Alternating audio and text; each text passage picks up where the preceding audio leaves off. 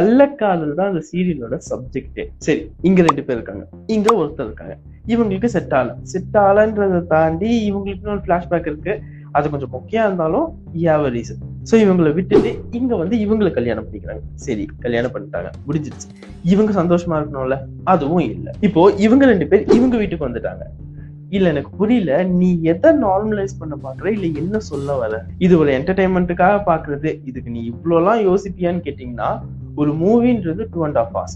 அதையே அவ்வளவு ஃபில்டர் பண்ணி தான் தியேட்டருக்கே அனுப்புறாங்க. ஈவன் மூவியை விட மோசமானதுதான் சீரியல்.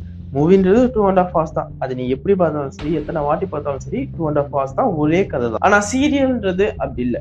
ஒரு கண்டென்ட் எடுத்தா அட்லீஸ்ட் 100ல இருந்து 150 நாள் வரைக்குமாவது அதை ஓட்டுவாங்க. மூவிக்கு காட்டுற இந்த சீரியஸ்னஸ் ஏன் சீரியலுக்கு காட்ட மாட்டேன்றீங்க? இப்ப மாமியார் மருமகள்னாலே சண்டைதான்ற டேகை யார் உருவாக்குனது? அது ரியாலிட்டியில இருக்குன்னாலுமே